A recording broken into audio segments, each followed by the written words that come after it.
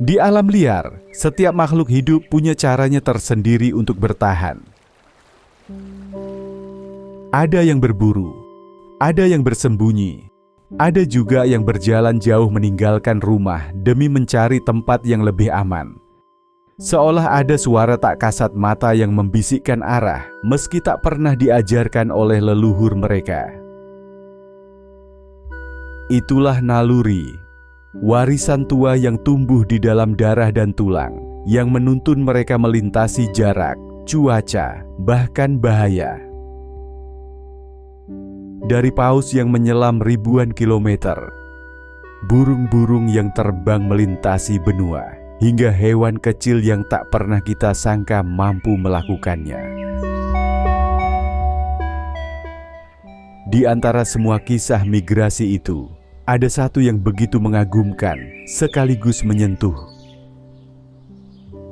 yakni kisah migrasi kupu-kupu monark. Tubuh mereka kecil, sayapnya rapuh, hidupnya singkat. Namun entah bagaimana, monark tetap menjawab panggilan migrasi kuno itu. Terbang ribuan kilometer ke selatan, melewati gurun, hutan, pegunungan, bahkan perkotaan. Kupu-kupu monark hanya seberat selembar kertas, dengan sayap tipis yang tampak rapuh, namun mampu menempuh perjalanan sejauh 4.000 hingga 5.000 kilometer.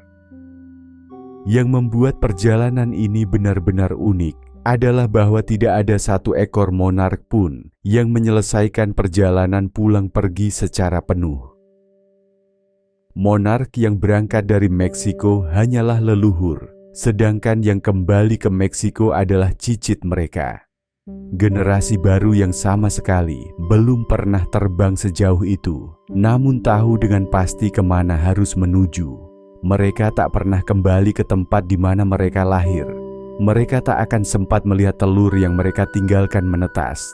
Tapi mereka tetap pergi, hanya karena naluri berkata, "Terbanglah, agar hidup tak berhenti di kamu saja."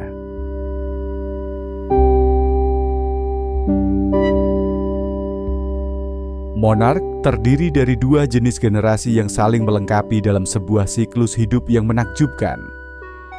Yang pertama adalah monark biasa, generasi yang lahir di musim semi dan awal musim panas. Mereka hidup singkat, hanya 2 hingga 6 minggu, dan selama masa hidup singkat itu mereka segera kawin, bertelur, lalu mati.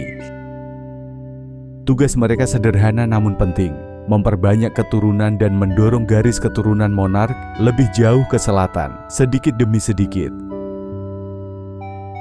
Yang kedua adalah monark super generation, generasi luar biasa yang lahir menjelang akhir musim panas, sekitar bulan Agustus atau September. Mereka terlahir berbeda, dengan tubuh lebih besar dan sayap yang lebih kokoh. Keunikan mereka terletak pada kemampuan untuk menunda kematangan organ reproduksi demi satu misi besar, migrasi panjang ke selatan.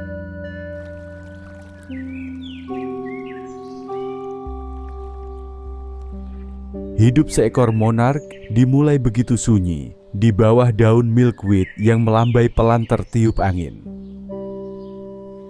Di sanalah induknya, dengan sisa tenaga terakhir setelah perjalanan panjang, menaruh sebuah telur kecil, nyaris tak terlihat. Beberapa hari berlalu, dan dari telur sehalus butir pasir itu menetaslah seekor ulat mungil. Tubuhnya dihiasi garis-garis hitam, putih, dan kuning. Dari detik pertama ia menetas, hidupnya dikuasai satu kebutuhan paling sederhana, yaitu makan. Ulat monark melahap daun demi daun, tak hanya untuk bertahan hidup, tapi juga untuk mempersiapkan tubuhnya menghadapi perubahan besar yang akan datang. Tiba waktunya, ulat monark berhenti makan. Perlahan, ia membungkus dirinya menjadi kepompong hijau yang dihiasi titik-titik emas seperti permata kecil. Dari luar, kepompong itu tampak diam, tak bernyawa. Namun di dalamnya, keajaiban tak terlihat sedang bekerja. Tubuh lama larut berganti menjadi sesuatu yang baru. Sayap, antena, dan kaki yang kelak membawanya terbang jauh. Ketika kepompong retak, keluar seekor monark dewasa. Sayapnya masih lemas dan kusut. Ia bergelantungan, menunggu angin dan matahari mengeringkan sayapnya. Namun hidup monark bukan hanya soal mengepakkan sayap indahnya di antara bunga. Ada sesuatu yang lebih besar di dalam dirinya, yakni naluri migrasi, sebuah panggilan purba yang diwariskan leluhur mereka, yang tak pernah hilang meski tak pernah diajarkan. Setiap tahun, kupu-kupu monark menjalani sebuah siklus hidup yang luar biasa panjang untuk makhluk sekecil mereka. Namun yang paling menakjubkan adalah bagaimana mereka melakukan migrasi besar 2 kali setiap tahun. Dan lebih dari itu, migrasi itu tidak dijalani oleh kupu-kupu yang sama dari awal hingga akhir. Segalanya dimulai ketika suhu di Amerika Utara mulai turun. Musim dingin yang membekukan tak memberi ampun bagi makhluk rapuh seperti monark. Jika mereka bertahan di sana, mereka pasti mati. Maka naluri kuno mereka membisikkan arah. Terbanglah ke selatan, menuju hutan pegunungan di Meksiko, tempat di mana suhu lebih hangat, pepohonan tinggi menjadi rumah, dan mereka bisa beristirahat bersama jutaan monark lainnya yang datang dari seluruh penjuru utara. Dalam setiap kupu-kupu monark tersimpan keajaiban naluri yang menakjubkan. Meskipun tak satu pun dari mereka pernah menempuh perjalanan jauh sebelumnya, entah bagaimana mereka selalu tahu jalan yang harus dilalui. Naluri ini bukan sekadar kebiasaan, melainkan warisan hidup yang tercatat dalam tubuh kecil mereka, membimbing langkah pertama hingga ribuan kilometer ke tempat yang bahkan belum pernah mereka lihat. Inilah migrasi pertama, perjalanan panjang dan penuh bahaya ke selatan, bukan untuk mencari tempat baru, tetapi murni untuk bertahan hidup. Mereka menempuh ribuan kilometer, melintasi gurun yang kejam, pegunungan tinggi, dan badai yang mudah merobek sayap tipis mereka. Banyak monark biasa yang gugur di perjalanan. Sayapnya jatuh di tanah sebelum sempat tiba di tujuan.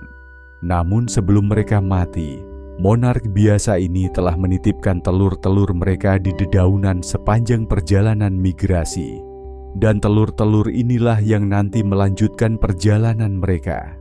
Sedangkan monark super yang mampu bertahan terus melanjutkan perjalanan untuk menemukan tempat di mana musim dingin tak membunuh mereka. Dan disitulah mereka diam selama bulan-bulan yang dingin. Selama periode ini, monark menghemat energi dengan cara memperlambat aktivitas, hanya sedikit bergerak dan jarang makan. Mereka hidup dari cadangan lemak yang sudah disimpan sejak migrasi panjang. Ketika musim dingin berakhir dan hangatnya sinar matahari mulai kembali menyinari hutan-hutan pegunungan di Meksiko, monark yang telah berbulan-bulan tertidur perlahan terbangun.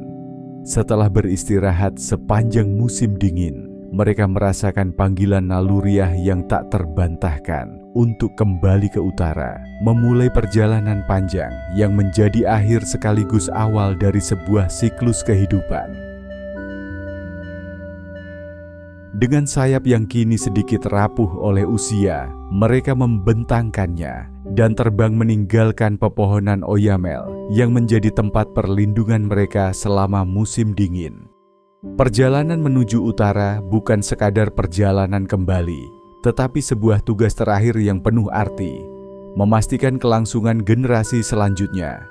Mereka terbang melewati lembah, padang rumput, dan kota-kota, menyusuri jalur yang tak pernah mereka lewati sebelumnya, namun entah bagaimana tetap mereka kenali melalui naluri yang diwariskan turun-temurun.